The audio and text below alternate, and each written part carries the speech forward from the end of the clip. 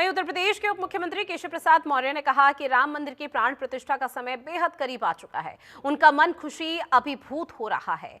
जनतंत्र टीवी के राजनीतिक संपादक अखिलेश मिश्र से खास बातचीत में उन्होंने कहा कि लंबे संघर्ष के बाद जब कोई चीज मिलती है तो उसका महत्व कुछ और ही हो जाता है। उन्होंने आगे ये भी कहा कि ये सब प्रधानमंत्री की कोशिश है। जनतंत्र टीवी पर उत्तर प्रदेश के मुख्यमंत्री केशव प्रसाद मौर्य ने और क्या कुछ कहा वो आपको सुनवाते हैं।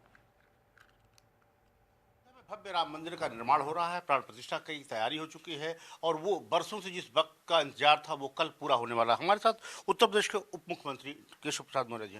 मौर्य जी, मैंने आपको देखा है कार सेवा करते, मैंने आपको देखा है आंदोलन करते, मैंने आपको देखा शिला पूजन करते, मैंने आपको देखा राम ज्योत ले जाते।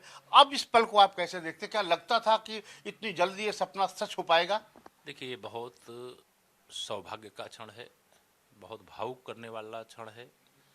असंभव संभव हो गया है, स्वप्न सच हो गया है। आदरणीय प्रधानमंत्री माननीय नरेंद्र मोदी जी के दृढ़ इच्छा शक्ति का परिणाम है कि भारत भी आगे बढ़ रहा है और भारत के आराध्य भगवान श्री राम लला के भव्य मंदिर के निर्माण का कार्य भी आगे बढ़ रहा है और भव्य अयोध्या धाम भी तीव्र गति से आगे बढ़ रहा है। मुझे पूर्ण विश्वास है कि अयोध्या धाम में रामलला के विराजमान होने के बाद कल 22 जनवरी है।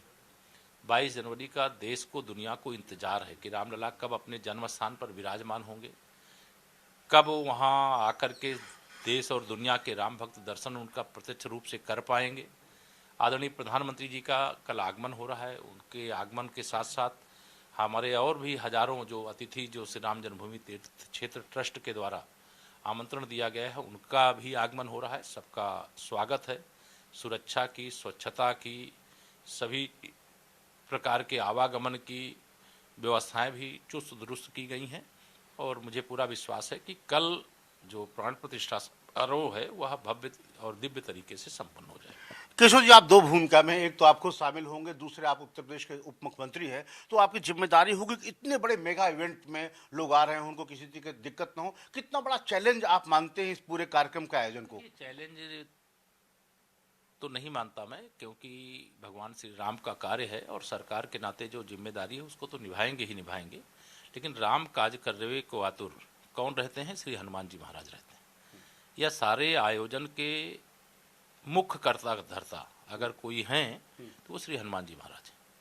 और अगर हनुमान जी के हाथ में व्यवस्था होगी, वह भी राम काज की, तो कोई अव्यवस्था नहीं होगी, ये मेरा विश्वास है। अच्छा, अब जब एकदम पल पास आ गया है तो आप कह रहे थे बेचैनी बढ़ रही है और एक एक मिनट जो है एक एक वर्ष के समान लग रहे हैं। निश्चित तौर से ये देखिए, 5 शताब्दी बीत गई भगवान रामलला के अपने जन्म स्थान पर मंदिर में पहुंचने पर। देश में माननीय नरेंद्र मोदी जी 2014 में प्रधानमंत्री बने। 4 करोड़ गरीबों के घर बनाने का काम किया गया। लेकिन मेरे भगवान श्री राम इतने गरीब नहीं थे कि उनका रामलला का भव्य मंदिर भी नहीं बन सकता था। वो टाट में रह रहे थे, तिरपाल के नीचे रह रहे थे। हर राम भक्त दर्शन करता था, कराहा उठता था। और मैं तो कितनी बार इस रूप में उनके दर्शन किया हूँ, 1992 से और 2024 तक कह लीजिए। ये कई बार जो दर्शन के अवसर प्रभु ने दिए उनको उस अवस्था में देख करके। लेकिन दूसरी तरफ जब से मंदिर निर्माण का कार्य प्रारंभ हुआ तो थोड़ा दर्द कम हो रहा था। लेकिन सच्ची खुशी तो कल जब प्राण प्रतिष्ठा का कार्यक्रम संपन्न हो जाएगा तब आएगा। अच्छा, आपको लगता है सर दुनिया का इवेंट हो गया है, दुनिया के कई देशों में आयोजन किया जा रहा है, आप मानते हैं कि इसको आप लोगों ने पूरे देश भर में और दुनिया भर में इसकी ब्रांडिंग कर दी? नहीं, हमने नहीं कर दी। ये भगवान राम के कार्य के लिए कोई व्यक्ति कुछ नहीं कर सकता। मैंने आपको पहले भी कहा, ये श्री हनुमान जी की लीला है जो भगवान श्री राम का काज कर रहे हैं। और जो भी किसी भी प्रकार से इसमें कोई भ्रम में है कि ये इवेंट है या कोई यह भाजपा का है या किसी संगठन का है, उसको दृष्टि दोष है। मुझे लगता है हनुमान जी की कृपा से, राम जी की कृपा से वो लोग वंचित लोग। ठीक, एक आखिरी सवाल है सर, जो पूरा इवेंट हो रहा, पूरे अयोध्या सज गई है, डेवलपमेंट हो रहे हैं, विकास कार्य हो रहे हैं, आपको लगता है कि प्रधानमंत्री मोदी जी का भी सपना साकार हो रहा है? और आपने कहा कि उन्होंने शुरू से आंदोलन में रहे हैं और उन्हीं के कारण मार्ग प्रशस्त हुआ। वो राष्ट्रीय स्वयंसेवक संघ के प्रचारक थे, फिर भाजपा के संगठन मंत्री थे। सोमनाथ से जो यात्रा शुरू हुई थी अयोध्या के लिए, उस यात्रा के मुख्य सूत्रधार थे। उन्होंने देश के राम भक्तों का दर्द देखा है, उनकी भक्ति देखी है, उनका गुस्सा देखा है और जब मौका मिला है तो उन्होंने दिखाया कि एक राम भक्त देश के राम भक्तों के दर्द को दूर करने का कैसे दवा कर सकता है, वो दिखा दिया उन्होंने। जी बहुत बहुत धन्यवाद। तो थे केशव मौर्य जी, इनका साफ तौर पर कहना है कि जिस तरह वक्त करीब आ रहा है इनके लिए बेचैनी बढ़ रही है और अब एक एक पल इनके लिए भारी पड़ रहा है। वासुदेव यादव और कैमरामैन लक्ष्मण के साथ अखिलेश मिश्र, जनतंत्र टीवी, अयोध्या।